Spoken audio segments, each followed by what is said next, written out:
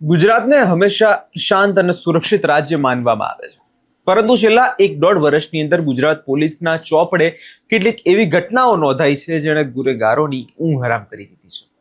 કહેવાય ખાકીનો ખોફ કોને કહેવાય તે સમજાવતું બરાબર ગુજરાત પોલીસે હવે આ જે વાક્ય જે છે એ હવે ગુનેગારોને સમજાવી દીધું છે. આજે વાત કરવી છે હાફ એન્કાઉન્ટરની.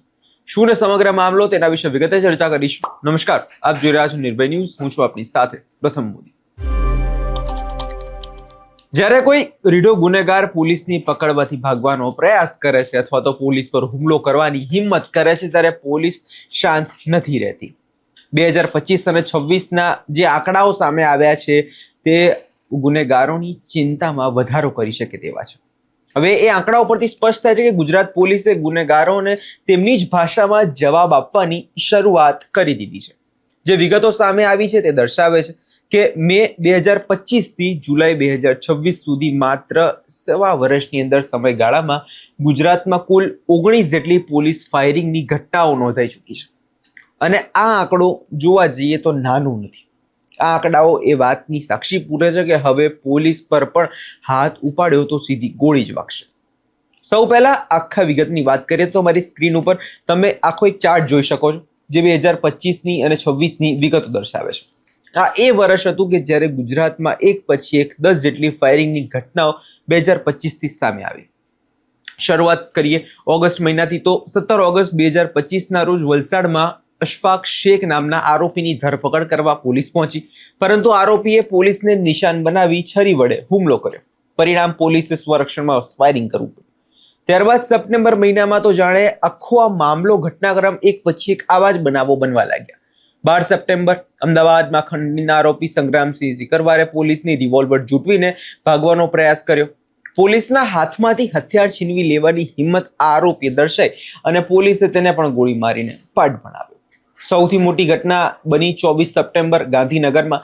તમને યાદ હશે, બળાત્કાર અને હત્યા જેવા ગંભીર ગુનાનો આરોપી વિપુલ પરમાર, જેને જે તે સમયે કહેવાતું હતું કે માનસિક રીતે કદાચ અસ્થિર હતો, અને એક કેનાલની પાસે જ્યારે બે કપલ બેઠા હતા અને ત્યારે તેના પર હુમલો કરવામાં આવે છે અને પોલીસ કર્મી જ્યારે એને પકડી લે છે બાદ સર્વિસ રિવોલ્વર ઝૂંટવીને પોલીસને જ ગોળીબાર એને શરૂ કરી દીધો હતો. એ જ વિપુલ પરમારનું સામે અથડામણમાં મોત નીપજ્યું હતું. અને આ ઘટનાક્રમે આખા રાજ્યમાં એક કડક સંદેશ આપ્યો હતો કે અપરાધ કરનારાઓ જો કાયદા સાથે રમત રમશે તો તેનો અંજામ આવો જ કંઈક મળી શકે. હવે વાત કરીએ એ મહિનાની જેણે ગુનેગારોમાં સૌથી વધુ ફફડાટ ફેલાવવાનો શરૂ કર્યો કે ડિસેમ્બર 2025નું. આ જ મહિનામાં પોલીસે 6 અલગ અલગ જગ્યાએ આરોપીને ગોળી મારીને હાફ એન્કાઉન્ટર જે છે કર્યા હતા. 8 સપ્ટેમ્બરે અમદાવાદમાં મોઇન બાદશાહને કોર્ટમાં રજૂ કરતી વખતે ઝપાઝપી થઈ અને પોલીસે ગોળીબાર કર્યો.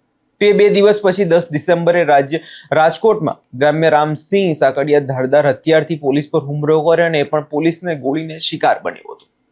16 ડિસેમ્બરે સુરતમાં ડબલ મર્ડર કેસના આરોપી શિવકાંત યાદવ ભાગવાનો પ્રયાસ કરતા પોલીસ પર પથ્થરમારો કર્યો હતો અને તેના પગમાં પોલીસ દ્વારા ગોળી ધરી દેવામાં આવી.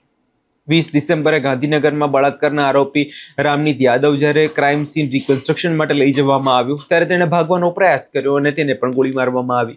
એટલે કે આજે આવા જે ઘટનાક્રમ હતા તે દિવસે ને દિવસે વધી રહ્યા હતા.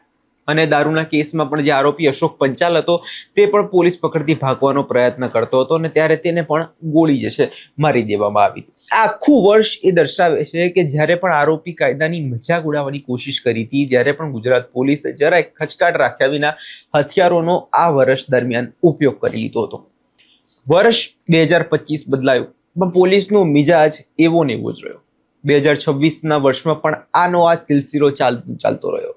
જે ડેટા તમે જોઈ શકો છો જેમાં 2026માં પણ અત્યાર સુધીમાં 5 મોટી ફાયરિંગની ઘટનાઓ ગુજરાતની અંદર બની ચૂકી છે, જેમાં અરવલ્લી છે અને અલગ અલગ સુરતની અંદર પણ 2 ઘટનાઓ બની. સુરત ગ્રામ્યની અંદર પણ ઘણી ઘટનાઓ બની. એટલે કે આખા મામલે હવે પોલીસ દ્વારા નવી રીત આરોપીને પકડવા માટે શરૂ કરવામાં આવી છે. જે આરોપીઓને હવે ડામવા માટે પોલીસ દ્વારા નવી રીતો હવે શરૂ કરી દેવામાં આવી છે. 25 જૂને અમદાવાદમાં ધર્મેન્દ્રસિંહ બોડ નામના આરોપીની પણ ધરપકડ ટાળવા પોલીસ પર હુમલો કરતા એણે પોલીસ પર ફાયરિંગ કર્યું હતું.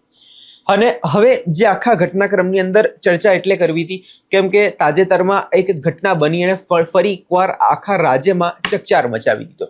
એ છે અમદાવાદની ચર્ચિત જોધપુર દુષ્કર્મ કેસના આરોપી જે સિક્યોરિટી ગાર્ડ હતો ધર્મેન્દ્રસિંહ મધરાત્રે પંચનામાની કાર્યવાહી દરમિયાન પોલીસ કાફલા પર અચાનક હુમલો કરી ભાગવાનો પ્રયાસ કરતો હતો અને પોલીસે સ્વ બચાવમાં ચલાવેલી ગોળી આરોપીના પગમાં વાગતા તે જમીન પર ઢળી પડ્યો. હવે અહીંયા સવાલ એ થાય છે કે અચાનક આટલા બધા હાફ એન્કાઉન્ટર કેમ થઈ રહ્યા છે? શું ગુજરાતના ગુનેગારો વધારે હિંમતવાન બની ગયા છે કે પછી પોલીસને હવે ઉપરથી ફ્રી હેન્ડ આપી દેવામાં આવ્યો છે કે હવે જ્યારે આરોપીઓ કાયદામાં ના રહે તો એમને આ રીતે જ હાફ એન્કાઉન્ટર કરીને કાયદામાં રાખો? પોલીસના ચોપડે નોંધાયેલા કારણો પર નજર કરીએ તો એક સમાન તમને અંદર પેટર્ન જોવા મળશે. મોટાભાગના કેસોમાં 3 જ કારણો આગળ ધરી દેવામાં આવે છે. પહેલું, પોલીસ પર હુમલો કરવો. બીજું, પોલીસને હથિયાર ઝૂંટવવાનો પ્રયત્ન કરવો. અને ત્રીજું, પોલીસ કસ્ટડીમાંથી ભાગવાનો પ્રયાસ કરવો. કેટલાક માનવાધિકાર સંગઠનો ભલે આ મુદ્દે સવાલો ઉઠાવતા હોય, પરંતુ સામાન્ય જનતામાં પોલીસની આ કામગીરીની પ્રશંસા તો થઈ રહી છે. જ્યારે કોઈ બળાત્કારી કે હત્યારો પોલીસ પર હુમલો કરે ત્યારે પોલીસ પાસે પોતાના બચાવમાં ગોળી ચલાવવા સિવાય બીજો કોઈ વિકલ્પ રહેતો નથી, એવું સ્થાનિક લોકોનું પણ માનવું છે. ગુજરાત પોલીસે છેલ્લા 1 વર્ષમાં પોતાની કાર્યવાહીએ સાબિત કરી દીધું છે કે જો ગુનેગારો કાયદાને હાથમાં લેશે તો પણ પોલીસ કાર્યવાહી કરતા અચકાશે નહીં. આવા દિવસોમાં જે હાફ એન્કાઉન્ટરની આ જે નીતિ ગુનાગારીનો ગ્રાફ કેટલો નીચો લાવે છે, કેમ કે ગુજરાતની અંદર ખરેખર જોવા જઈએ તો ગુંડા રાજ દિવસે ને દિવસે વધી રહ્યું છે. ગુનેગારો બેફામ બન્યા છે, એમાં કોઈ બેમત નથી. પરંતુ હવે આજે પોલીસ દ્વારા નવી કાર્યવાહી જે શરૂ કરવામાં આવી છે ગુનેગારોને રોકવા માટે, એમાંથી જોવાનું રહેશે કે ગુનેગારોમાં ફફડાટ ફેલાય છે કે કેમ. તમને શું લાગે છે કમેન્ટ બોક્સમાં ચોક્કસથી જણાવજો અને અમારી ચેનલ નિર્ભય ન્યૂઝને લાઇક, શેર અને સબસ્ક્રાઇબ કરવાનું ભૂલશો નહીં.